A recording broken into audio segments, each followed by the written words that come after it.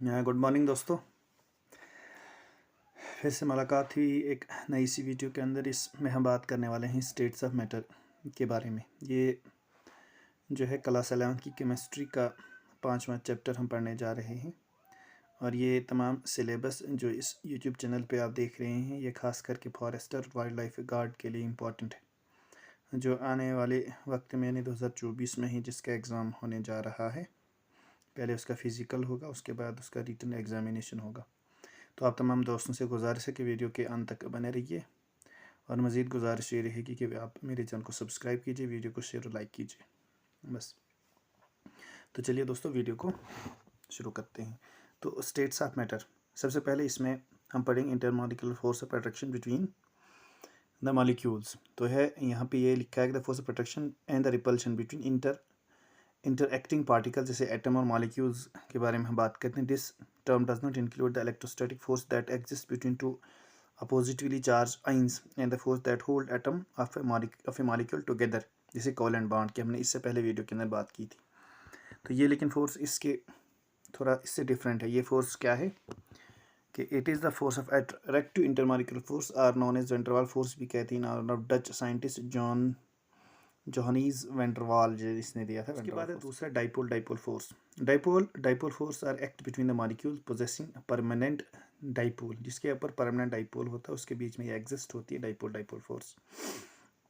Ends of the dipole force is partially charged and these charge are shown by the Greek letter delta, और इन charge को delta से हम denote करते हैं। ठीक है, उसके बाद जिस तरीके से यहाँ पे दिया है, जिस तरीके से हाइड्रोजन और क्लोराइड के बीच में डाइपोल ऊपर है, क्योंकि जो क्लोराइड आयन है ये जो है इलेक्ट्रोनेगेटिव एलिमेंट, जिससे इससे पहले भी वीडियो के अंदर हमने इसके बारे में काफ़ी जो है चर्चा की थी, बात की थी और समझने की कोशिश यहाँ पे हमने की थी कि क्लोरीन जो है इलेक्ट्रोनेगेटिव एलिमेंट है, और जब ये दूसरे एलिमेंट के साथ रिएक्ट करने की कोशिश करता है, और आमतौर पर जब इलेक्ट्रोपॉजिटिव एलिमेंट के साथ रिएक्ट करता है, तो ये जो शेड पेयर ऑफ इलेक्ट्रॉन्स हैं दूसरे इलेक्ट्रोपॉजिटिव एटम के, वो अपनी तरफ खींचता है। जब खींचता है तो पूरा शेड पेयर ऑफ इलेक्ट्रॉन जो अपनी तरफ खींच के ये एक नेगेटिव चार्ज क्रिएट करते हैं। जब इसके ऊपर एक इलेक्ट्रॉन जो है एक्स्ट्रा आ जाता है दूसरे एटम का, इसकी इलेक्ट्रोनेगेटिव के ज़्यादा होने की वजह से, तो इसके ऊपर एक नेगेटिव चार्ज आता है। और जब दूसरा पॉजिटिव एलिमेंट है, जब इलेक्ट्रॉन को लॉस कर देता है, किसी भी दूसरे इलेक्ट्रोनेगेटिव एलिमेंट को दे देता है electron,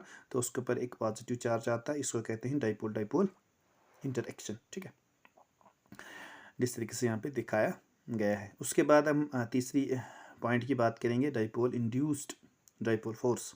Can this type of attraction force operates between the polar molecules having permanent dipole and molecules lacking permanent dipole, यानी उनके बीच में होता है जो एक एटम के बीच ऊपर जिसमें परमानेंट डाइपोल जो है वो पैदा होता है, प्रोड्यूस होता है, और उस एटम के साथ जिसमें परमानेंट डाइपोल मौजूद नहीं होता है। तो एक में डाइपोल होता है तो उसमें इंड्यूस्ड करवाया जाता है। ठीक है, permanent dipole of A molecule of A polar molecule induced dipole on the electrically neutral molecule by deforming it's electronic cloud, यानी कि इलेक्ट्रॉनिक क्लाउड की उसकी जो शेप होती है उसको तब्दील किया जाता है किसमें, डाइपोल इंड्यूस डाइपोल में, जिसकी वजह से उसके ऊपर भी डाइपोल आ जाता है। ठीक है, तो यहाँ पे जैसे दिखाया गया है 10 एन मटीरियल, जिस तरीके से यहाँ पे दिया गया है। ठीक है, दस the material induce dipole is develop on the other molecules.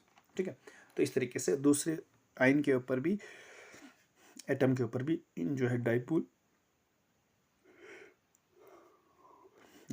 Induce किया जाता है, उसको कहा जाता है डाइपोल इंड्यूस्ड इंटरएक्शन। ठीक है, जिस तरीके से यहाँ पे डाइपोल मोमेंट है और इसके बाद नॉन पोलर मॉलिक्यूल है इस साइड से, उसके बाद परमानेंट डाइपोल जो है पोलर मॉलिक्यूल का, उसके बाद induced dipole on non polar molecule, जिस तरीके से यहाँ पे क्रिएट किया जाता है उसको कहते हैं। उसके बाद जो तो चौथा पॉइंट है डिस्पर्शन फोर्स और लंदन फोर्स।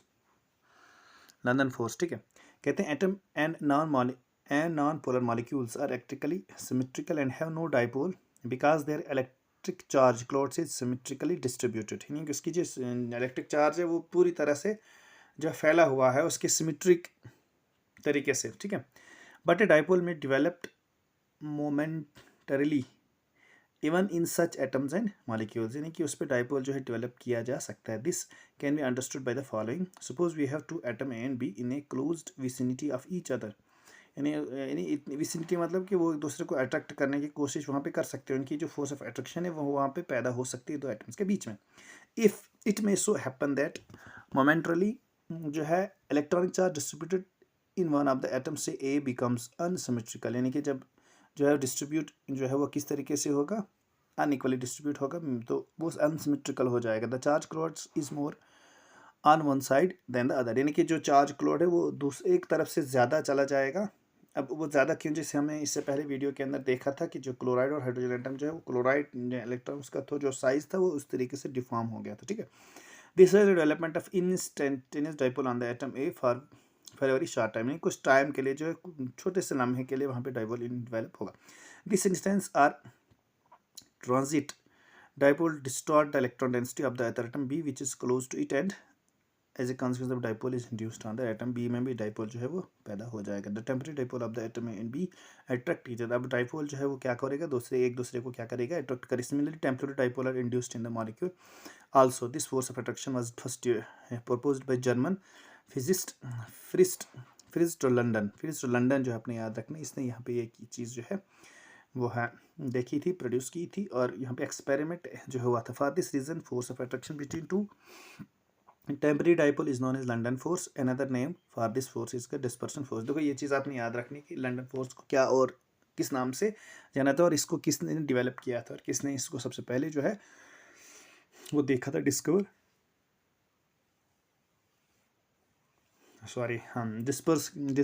बोल रही है, इसको किससे पहले डेवलप किया था, ठीक है। इसको कहे थे लंडन फोर्स भी कहते हैं, और डिस्पर्शन फोर्स है फ्रिट्ज लंदन ने इसे सबसे पहले डेवलप किया था, ठीक है। उसके बाद है हाइड्रोजन बॉन्ड, पांचवा पॉइंट कहता है hydrogen bond is represented by A dot line, इस तरीके से इसको यहाँ पे किया, while a solid line represent the covalent bond, यानी कि जिस तरीके से आप किसी भी मॉलिक्यूलर स्ट्रक्चर के बारे में जब बात करते हैं तो वहाँ पर हाइड्रोजन बॉन्डिंग को डॉट से डिनोट किया जाता है, और जब कोवलेंट बॉन्ड की बात आती है तो वहाँ पे इससे सीधे जो है सॉलिड लाइन से रिप्रेजेंट किया जाता है। Hydrogen bond can be defined as attractive force between which bind hydrogen atom of one molecule with the electronegative element, atom या एलिमेंट। हाँ, ये चीज़ होती है कि ये हाइड्रोजन बॉन्ड जो है किस तरीके से पैदा होता है कि जो इलेक्ट्रोनेगेटिव एलिमेंट्स होते हैं उनके साथ जो है, क्योंकि हाइड्रोजन जो इलेक्ट्रोपॉजिटिव एलिमेंट है, जब ये दूसरे इलेक्ट्रोनेगेटिव एलिमेंट के साथ बॉन्ड बनाता है तो वहाँ पे जो है हाइड्रोजन बॉन्ड पैदा होता है। जिस तरीके से फ्लोरीन ऑक्सीजन और नाइट्रोजन के बीच में बॉन्ड बनता है another molecule, this is special case of dipole interaction, और यहाँ पे डाइपोल इंटरेक्शन होती है। अब क्यों होती है ये चीज़ मैंने आपको पहले बोली, क्योंकि एक जो है इसमें इलेक्ट्रोनेगेटिव एलिमेंट है, एक इलेक्ट्रोपॉजिटिव एलिमेंट है। जो इलेक्ट्रोनेगेटिव एलिमेंट है वो क्लोड जो है इलेक्ट्रॉन्स को अपनी तरफ खींचता है, जिस तरीके से डाइपोल पैदा होता है उस नेगेटिव एलिमेंट के ऊपर भी, और जब इलेक्ट्रोपॉजिटिव जैसे हाइड्रोजन है वो जो है इलेक्ट्रॉन दे देता है, उसके ऊपर पॉजिटिव चार्ज आता है, तो इसकी वजह से डाइपोल पैदा होता है, ठीक है। उसके बाद अगला पॉइंट है बॉलीज लॉ, ये भी चीज़ आपने याद रखनी है। ये रिलेशनशिप किसके बारे में बताता है, ये प्रेशर वॉल्यूम रिलेशनशिप बताता है। At a constant temperature the pressure of a fixed amount, जैसे number of moles and of a gas varies inversely with this volume, यानी इनवर्सली प्रोपोर्शन जो है किसके बराबर है, प्रेशर इसके वॉल्यूम के बराबर। This is known as Boyle's law, जिसको कहा जाता है बॉलीज लॉ। जिस तरीके से यहाँ पे प्रेशर जो है वो इनवर्सली प्रोपोर्शन जो है वॉल्यूम के बराबर at constant T and V, ठीक है। तो ये चीज़ अपने याद, that is P is equal to K1 V1 P V is equal to K1, उसके बाद P1 V1 is equal to P2 V2 is equal to 1 जो है इसके बराबर है, ये कांस्टेंट के बराबर है, क्योंकि 1 के बराबर तभी ये लिखा गया है, ठीक है। ये चीज़ अपने याद रखनी है। उसके बाद है Charles law, temperature volume relation, ये क्योंकि ऊपर वाला जो था बॉयज लॉ प्रेशर वॉल्यूम, तो ये भी चीज़ आपने याद रखनी कि बॉयज लॉ जो था प्रेशर वॉल्यूम रिलेशनशिप के बारे में था, और चार्लेस लॉ जो था ये है temperature volume relationship. This state that pressure remains constant volume of fixed mass of a gas is directly proportional to its absolute temperature। देखो ये चीज़ आपने याद रखनी कि जो वॉल्यूम है, the volume of a fixed mass of a gas is directly proportional to the absolute temperature. जैसे यहाँ पे दिया है V is directly to at constant P and V, क्योंकि अब कांस्टेंट जो है P भी होना चाहिए, प्रेशर भी, और वॉल्यूम भी इसका कांस्टेंट रहना चाहिए, ठीक है। जैसे यहाँ पे V is to K2 into T, V is to K2, ठीक है। तो यहाँ पे इज टू 1 के बराबर है ये लिखा हुआ, तो ये चीज़ अपने याद रखनी है, कांस्टेंट के बराबर। उसके बाद के लुसासिक लॉ, लुसासिक लॉ भी आप देख सकते हो, और इसको कहा जाता है प्रेशर टेम्परेचर रिलेशनशिप। इसका प्रेशर और रिलेशन के बीच का इसका ये रिलेशनशिप होता है, ठीक है। अब ये क्या कहता है कि it state that at constant volume pressure of an fixed amount of a gas varies directly with the temperature, यानी कि ये डायरेक्टली प्रोपोर्शन होता है टेम्परेचर के बराबर। मैथमेटिकली जो है P जो है directly to T at constant volume और नंबर ऑफ मोल्स P है, तो P is equal to K3 into T के बराबर आएगा। ये चीज़ आपने याद रखनी है, और K जो है कांस्टेंट प्रोपोर्शनलिटी है, तो ये जो है किसके बराबर, TP और इज इक्वल टू K3 के बराबर है ये टीपी, क्योंकि इस साइड जब आएगा टी तो पी ये किसके बराबर है, K3 के बराबर आएगा। ठीक है, ये चीज़ अपनी याद रखनी है। उसके बाद एवोगैड्रो लॉ, इसकी ये किससे बात है, वॉल्यूम और अमाउंट के रिलेशनशिप के बारे में ये बात आता है। It state that equal volume of all gases under the same condition of temperature and pressure contain equal number of moles। देखिए चीज़ आपने याद है, इक्वल जिस तरीके से जब हम टेम्परेचर और इसको प्रेशर को जो सेम रखते हैं तो वो जो है वॉल्यूम, ये वॉल्यूम जो है कि आल तमाम गैसेस का वो किसके बराबर होगा, नंबर ऑफ मोल्स के बराबर, मॉलिक्यूल्स के बराबर होगा। जिस तरीके से यहाँ पे V इक्वल टू N, जो V equal to K4 N, क्योंकि यहाँ पे K जो है constant, since volume of a gas is directly proportional to the number of moles, 1 mole of each gas at standard temperature and pressure। जैसे standard temperature pressure यहाँ पे STP dB दिया, will have same volume, standard temperature and pressure means to 273.155 Kelvin, जिसे degree Celsius भी कहा जाता है। Temperature and 1 बार, जिस तरीके से एक्जेक्टली 10⁵ पास्कल भी कहा जाता है, जिसको प्रेशर हम इस तरीके से नापते हैं पास्कल्स के अंदर। ठीक है, उसके बाद है ideal gas, A gas that follows Boyle's law and Avogadro law strictly. यानी कि आइडियल गैस वो गैसेस होती हैं जो बॉयल्स लॉ और एवोगैड्रोस लॉ जो है स्ट्रिक्टली फॉलो करती हैं, उसको हम कहते हैं ideal gas. Ideal gas equation जो है equal to PV equal to nRT, ये भी चीज़ आपने याद रखनी है। आइडियल गैस इक्वेशन जो है PV इक्वल टू nRT। ठीक है, उसके बाद यूनिवर्सल गैस कांस्टेंट क्या होता है, कहते हैं R is a gas constant, it is same for all gases. R is equal to जो है किसके बराबर होती है, 8.314 पास्कल्स जो है के बराबर होता है, m raised power cubic metre है ये। ठीक है, और पर केल्विन और पर मोल जिसका जो है ये फार्मूला है। जिस तरीके से हम इसको इस तरीके से भी लिख सकते हैं, 8.314 इंटू 10⁻²⁻2 करके बार, फिर हम बार लीटर में हम कन्वर्ट करके, जिस तरीके से यहाँ पे दिया केल्विन और पर केल्विन पर मोल, या इस तरीके से हम इसको और भी अलग अलग तरीक़ों से लिख सकते हैं हम, 8.314 जूल भी केल्विन पर केल्विन मोल पर मोल। ठीक है, इस तरीके से आप इसे लिख सकते हैं। ठीक है, उसके बाद है इक्वेशन ऑफ स्टेट, जैसे यहाँ पे दिया हुआ है उस, ये तो इक्वेशन यहाँ पे दी हुई है सीधे TPP। ठीक है, इतना इंपॉर्टेंट नहीं है ये। ठीक है, density and molecular mass of A gaseous substance जो है M जो है किसके बराबर होता है, P D मतलब डेंसिटी और R इंटू T। उसके बाद डेल्टोनिस लॉ ऑफ डेल्टोनिस यानी Dalton law of partial pressure, ये भी चीज़ आपने देखना है थोड़ा। ठीक है, state that the partial total pressure exerted by a mixture of non reactive gases is equal to the sum of partial pressure of the individual gas. यानी कि नॉन रिएक्टिव गैसेस का जो प्रेशर होता है, ठीक है, वो पार्शियल प्रेशर होता है इंडिविजुअल गैस के बराबर। ठीक है, सेम सम ऑफ जो है इंडिविजुअल गैसेस का जो सम होता है वो नॉन रिएक्टिव गैसेस के तमाम मिक्सचर का पूरा जो है प्रेशर कहलाया जाता है। The pressure which these gases would exert if they were enclosed separately in the same volume and under the same condition of temperature in the mixture of gases, the pressure exerted by the individual gas is called a partial pressure। Mathematical जो है P total जो है किसके बराबर, P1 plus P2 plus P3, ऐसे जैसे जाएगा constant T and V। जैसे कितनी भी गैसेस होंगी उसका इंडिविजुअल प्रेशर का जो सम होता है वो टोटल प्रेशर के बराबर होता है किसी भी नॉन रिएक्टिव गैसेस का किसी भी मिक्सचर के अंदर, where P is the total in the total pressure, yeah, P is the total pressure exerted by the mixture of gases, और P1 P2 जो है वो इंडिविजुअल पार्शियल प्रेशर है गैसेस का। ठीक है, उसके बाद है kinetic molecular theory of gases. ये क्या कहता है, कहते हैं gases consist of large number of identical particle, जैसे एटम और मॉलिक्यूल्स हैं, that are so small and so far apart on the average that the actual volume of the molecules is negligible as compare to the empty space between them. यानी negligible होता है उनके बीच के जो space होती है, उनका जो एवरेज वॉल्यूम होता है वो लगभग नेग्लिजिबल होता है। They are considered a point masses. This assumptions explain the great compressibility of gases explained by the great compressibility of gases, जिस तरीके से एक्सप्लेन किया हुआ। There is no force of attraction between the particles of a gas at ordinary temperature and pressure। The support for this assumption comes from the fact that gases expand and occupy all the space available to them। ये जितनी आप space देंगे उतने वो क्या करें, उस जगह को घेर देते हैं जो हवा के पार्टिकल्स होते हैं। इसलिए उसे ये कहा जाता है कि इसमें हाईली कंप्रेसिबल भी है और उनके बीच की जो स्पेस होती है, अगर वॉल्यूम का जिक्र किया जाए तो निग्लिजिबल होता है। ठीक है, particles of a gas are always at constant random motion. और ये भी कहा जाता है कि पार्टिकल्स जो होते हैं गैसेस के, वो हमेशा तौर पर क्या होते हैं, वो हमेशा तौर पर हरकत में होते हैं। ठीक है, if the particles were at rest they occupy fixed position. अगर वो रेस्ट में होंगे तो एक खास जगह को जो घेरते हैं, दस the gas would have fixed shape which is not observed, यानी कि अगर गैस की फिक्स शेप को देखा जाए वो कभी हमने पाई नहीं, ठीक है। Particle of a gas move in all possible direction in straight, कहते हैं कि जो पार्टिकल्स जो होते हैं गैस के वो हर एक डायरेक्शन में क्या कर सकते हैं, वो मूव कर सकते हैं, ठीक है।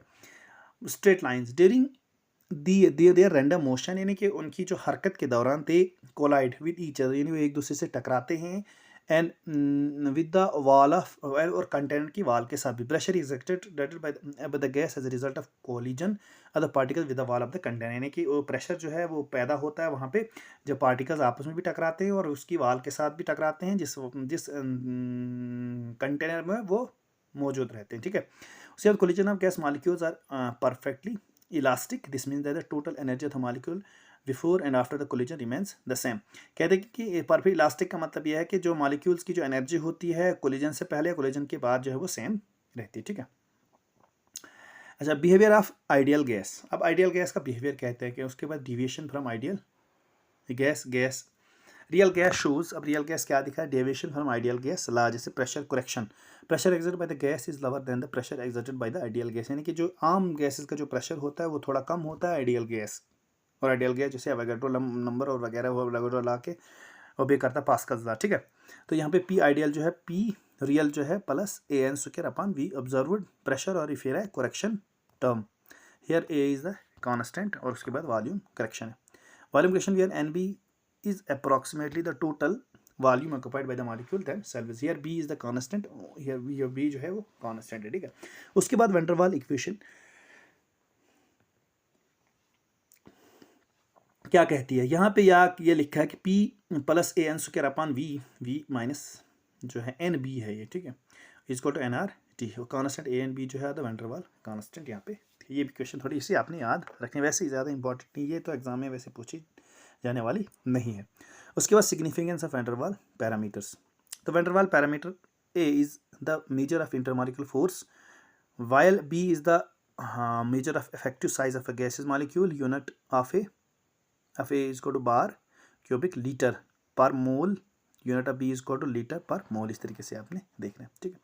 और एक चीज़ मैं आपको बताता चलूँ कि इस यूट्यूब चैनल पे आप जो मटेरियल आप देख रहे हो, चाहे फिजिक्स केमिस्ट्री या बायोलॉजी का है या दूसरे भी कंपोनेंट्स, मैंने कुछ वीडियो यहाँ पे चढ़ाई हुई है, ये बहुत प्रेसाइज सिलेबस मैंने यहाँ पे दिया हुआ है, क्योंकि 11th और 12th की जिस तरीके से सिलेबस में बात की है फॉरेस्टर के, तो वहाँ पे सीधे लिखा है 11th और 12th की फिजिक्स केमिस्ट्री और बायोलॉजी आपने जो है वो सिलेबस के हिसाब से उसको प्रिपेयर करना है। लेकिन ये संभव नहीं है, ये बहुत मुश्किल काम है अगर आप इस तरीके से जो है चलने की कोशिश करोगे कि हम पूरा सिलेबस जो है कवर करेंगे केमिस्ट्री फिजिक्स और बायोलॉजी का, लेकिन ये संभव नहीं है। तो मैंने कोशिश की है कि यहाँ पे इस तरीके से नोट बनाए जाएं ताकि जो मोस्ट इंपॉर्टेंट है किसी भी चैप्टर में से वही चीज़ को जिक्र किया जाए, और उसके बाद क्योंकि अगर हर एक चैप्टर की आप वीडियो देखोगे तो अगर आप दूसरे चैनल्स पे जाके वहाँ पर सर्च करने की कोशिश करोगे तो वहाँ पर 2-2, 3-3 घंटे की आपको वीडियोज़ मिलेंगी, और उनको देखने के लिए आपको कम से कम 1-2 घंटे का वीडियो है, तो अगर अपने नोट्स भी बनाने हैं और भी समझना है तो कम से कम 4-5 घंटे नहीं, 1 दिन की आपको ज़रूरत पड़ेगी एक वीडियो को। और उसमें अगर फिज़िक्स की ही बात करोगे कम से 60-70 वीडियोज़ हैं, तो लगभग फिज़िक्स को ही आप 2 महीने लगा के आप इस हिसाब से चलोगे, फिर केमिस्ट्री के 2 महीने लगभग, ये तो फिर 6 से 7 महीने का सिलेबस है। तो इस तरीके से हमने कवर नहीं करना, और इस तरीके से पूछा भी नहीं जाएगा जेकेएसबी। तो जिस तरीके से मैंने 2017 का जो पेपर मैंने देखा तो कुछ ही टॉपिक्स में से जो है उन्होंने क्वेश्चन पूछे हुए, और वो भी खास करके जो इंपॉर्टेंट है, आमतौर पर आपको भी लगेगा कि नहीं ये चीज़ इंपॉर्टेंट है, ये मुझे करनी चाहिए, ठीक है। तो इस तरीके से मैंने भी कोशिश की है कि यहाँ पे जो सिलेबस मैं आपको पढ़ा रहा हूँ ये भी मैंने कोशिश की है कि हाँ इस टॉपिक से पूछा जा सकता है क्वेश्चन, तो वही मैंने कोशिश की है यहाँ पे निकालने की, ठीक है। बाकी ज़्यादा इसमें कोई इंपॉर्टेंट चीज़ है नहीं, ठीक है। तो आपने बस इसी यूट्यूब चैनल पे तमाम वीडियोस को आपने पीछे से देखना है, जैसे फिजिक्स की बहुत सारी वीडियोस मैंने लगभग फिजिक्स का सिलेबस भी कवर किया और कुछ ही वीडियोस उसमें रही हैं बाकी, और प्लेलिस्ट में आ जाके फिजिक्स की प्लेलिस्ट अलग है, केमिस्ट्री की अलग है, बायोलॉजी की अलग जो है चढ़ा रहा हूँ मैं। तो आपने अलग अलग प्लेलिस्ट में जाके उन तमाम वीडियोज़ को पीछे से देखने, और आपने अगर नोट्स भी बनाना चाहोगे तो नोट्स भी बना सकते हैं उसको रिवाइज़ करने के लिए। और अगर इसी वीडियोस पे, अगर इसी यूट्यूब चैनल पे आप 1-2 बार इन वीडियोस को देखोगे तो मुझे लगता है कि वो तमाम चीज़ें प्रिपेयर होंगी, क्योंकि 32 मार्क्स का जो फिजिक्स केमिस्ट्री और बायोलॉजी का सिलेबस है, और इसमें ये चीज़ है कि अगर आप फिजिक्स केमिस्ट्री बायोलॉजी नहीं तैयार करते हो तो बहुत मुश्किल है आपके लिए इस एग्ज़ाम में एंटर होना। तो ये ज़रूरी है, क्योंकि 25-26 नंबर तो आने ही चाहिए इसमें 32 में से, तब जाके सिलेक्शन हो, क्योंकि मेरिट जो है काफ़ी हाई जाएगा इसमें, क्योंकि तो इसमें तमाम बच्चे जो हैं वो सारे जो हैं किसमें, इस मेडिकल स्ट्रीम के ही बच्चे इसमें आएंगे। और तमाम मेडिकल स्ट्रीम के बच्चे जो हैं हर एक को अपना सिलेबस जो है कवर ही है, तो ये चीज़ आपको ज़रूरी है। ऐसा नहीं है कि आप ये सोच के चलेंगे कि मैं मेडिकल स्ट्रीम का बच्चा हूँ तो मैं कर लूँगा, नहीं ऐसा नहीं है। क्योंकि हमने ये जो चीज़ें हैं, क्योंकि मैं मेडिकल स्ट्रीम का एक स्टूडेंट हूँ, तो अगर हम इसको इस तरीके से जो करने की कोशिश करेंगे कि मैंने ये कुछ साल पहले जो है 11th और 12th, जब मैं अगर मैं अपनी बात करूँगा तो मैंने 2011-12 में किया, अभी तो 10-12 साल हो गई। तो वो चीज़ें जो हैं, जो इंपॉर्टेंट चीज़ें हैं वो भूल चुकी हैं अभी तक। हालांकि मैंने ग्रेजुएशन में भी मेडिकल रखा, तो उसके बाद मैंने पीजी भी इसी में किया है, ज़ूलॉजी में। तो ये चीज़ बड़ा मुश्किल है फिर आपको वो याद कर पाना, क्योंकि वहाँ पे क्वेश्चन इस तरीके से आएंगे जो फैक्चुअल होंगे। और फैक्चुअल क्वेश्चन को जो है कुछ समय के बाद ही जो है वो चीज़ें भूलनी शुरू हो जाती हैं। तो ये तो अभी 10-12 साल का जो है वक्त है। तो आपको ज़रूर है कि आप, ये ज़रूरी है कि आप जो है इस सिलेबस को गो थ्रू करके जो है 1-2 बार अगर इसको आप वीडियोज़ को देख के आप करेंगे, ज़रूरी नहीं है कि आप नोट्स बनाएंगे और 1-2 बार इन वीडियोज़ को आप देखेंगे तो बहुत सारी चीज़ें आपके जहन में जो है बैठ जाएंगी और वहाँ पे एग्ज़ाम में वो याद भी आ जाएंगी, क्योंकि ये सिलेबस आपने एक बार पढ़ा हुआ है। तो बस आप तमाम दोस्तों से गुजारिश है कि मेरी इस एनकरेजमेंट को बढ़ाने के लिए आप मेरे इस चैनल को सब्सक्राइब कीजिए, वीडियो को ज़्यादा से ज़्यादा शेयर कीजिए, लाइक कीजिए, ठीक है। और अगर इसमें कोई कमियां मुझे रहती हैं तो आप कमेंट सेक्शन में भी ये चीज़ लिख सकते हैं कि इसमें ये चीज़ कमी है, इसको आप थोड़ा सा ठीक कीजिए, ठीक है। तो मैं आपका बहुत बहुत शुक्रगुजार रहूँगा, ठीक है।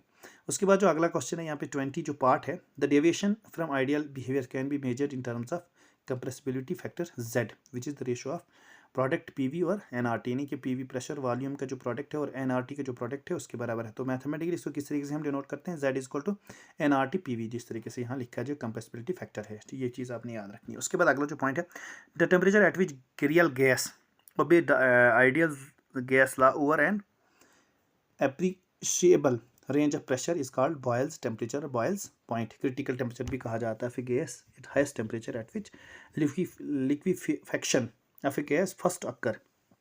Liquefaction is so called permanent gas volume of a 1 mole of a gas at critical temperature is called as critical volume भी कहा जाता है। Vc और pressure at the temperature is called as critical pressure, यानी कि उस temperature पे जो प्रेशर होता है उसको क्रिटिकल प्रेशर कहते हैं। The critical pressure temperature and pressure and volume are called critical constant, और जो क्रिटिकल टेम्परेचर प्रेशर वॉल्यूम है उसको कहते हैं क्रिटिकल कांस्टेंट। ये चीज़ आपने याद रखनी है। उसके बाद सरफेस टेंशन क्या चीज़ होती है, कहते हैं सरफेस टेंशन जो होती है कि एक ऐसी फोर्स होती है जो पर यूनिट लेंथ पे लगती है जो perpendicular to the line drawn on the surface of a liquid, यानी किसी भी लिक्विड के ऊपर जब आप परपेंडिकुलर लाइन एक खींचते हो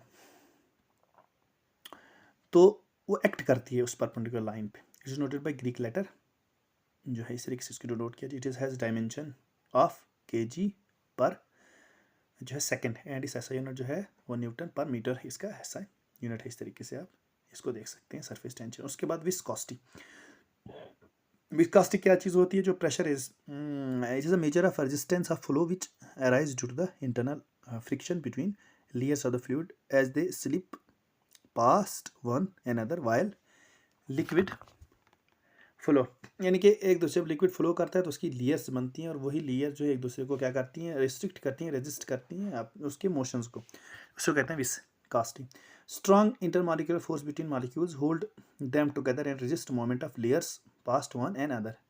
Greater the viscosity, the more slower the liquid flows. यानी कि जितनी ज़्यादा विस्कोसिटी होगी, मतलब जितनी रेजिस्टेंस की फोर्स होगी, रेजिस्ट की फोर्स होगी, यानी कि जो एक दूसरे के लिक्विड को क्या करते हैं, रेजिस्ट करते हैं उनको फ्लो होने के लिए, ठीक है, इन्हें फ्लो होने नहीं देते हैं। जितनी ज़्यादा फोर्स होगी तो उतना वो लिक्विड जो है वो लेस विस्कस होगा, मतलब विस्कोसिटी उसकी क्या हो जाएगी, कम हो जाएगी, मतलब वो फ्लो कम करने लगेगा। Viscosity of a liquid decrease at a temperature rise because at high temperature molecules have high kinetic energy and can overcome the intermolecular force to slip pass one another between the layers, ठीक है। तो ये चीज़ आपने याद रखनी है। High temperature पे उसकी विस्कोसिटी जो होती है वो क्या हो जाती है, कम हो जाती है, डिक्रीज हो जाती है, मतलब वो ज़्यादा जो है चलने लगता है।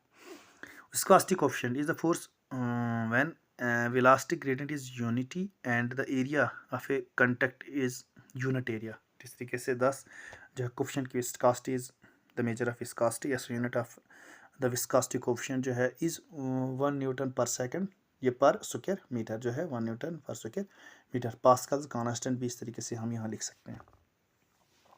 तो ये तमाम चीज़ें थी इसके बारे में, स्टेट्स ऑफ मैटर के बारे में। बस यही चीज़ आपने विस्कासिटी थोड़ा सा याद रखें, सरफेस टेंशन, और यहाँ पे बॉयल्स लॉ और कंप्रेसिबिलिटी फैक्टर जो है वो वन टू वाल फोर्सेस के बारे में थोड़ा सा आपने देखने अभी, और आइडियल गैस किस तरीके इसको कहा जाता है, आइडियल गैस, और ये चीज़ें आपने थोड़ी सी इसमें याद रखनी है। बस ज़्यादा इसमें कोई इंपॉर्टेंट पढ़ने वाली चीज़ नहीं है। 2-4 चीज़ें आपने याद रखी। ये भी वीडियो जो है ये भी बहुत लंबी है, लगभग अगर आप देखेंगे तो 5-6 मिनट आपको इसको लगेंगे, अगर आप एक अच्छी स्पीड पे इसको देखने का प्रयास करेंगे।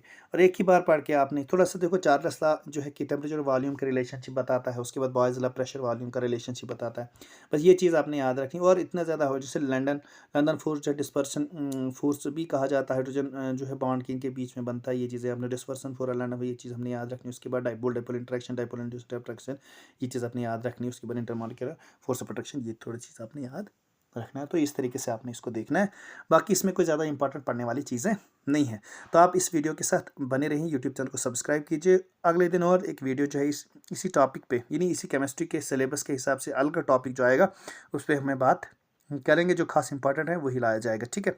तो आप दोस्तों से गुजारिश है कि आप कमेंट सेक्शन में ये चीज़ लिख सकते हैं कि किस तरीके का मटेरियल जो आपको मिल रहा है, यहाँ से क्या कमियाँ इसमें हो रही हैं, जो इस कमियों को मैं कोशिश करूँगा पूरा करने के लिए। जब आप लिखेंगे तभी मुझे महसूस होगा, तभी मुझे पता चलेगा और मैं समझ पाऊँगा आपकी जो मुश्किलात हैं, दिक्कतें हैं उनके बारे में, ठीक है। ऐसे कहाँ पता चलेगा, ठीक है। तो आपसे गुजारिश है कि आप मेरे चैनल को सब्सक्राइब कीजिए, वीडियो को ज़्यादा से ज़्यादा शेयर और लाइक कीजिए। तो मुझे दीजिए इजाज़त। थैंक यू, खुदा हाफिज़।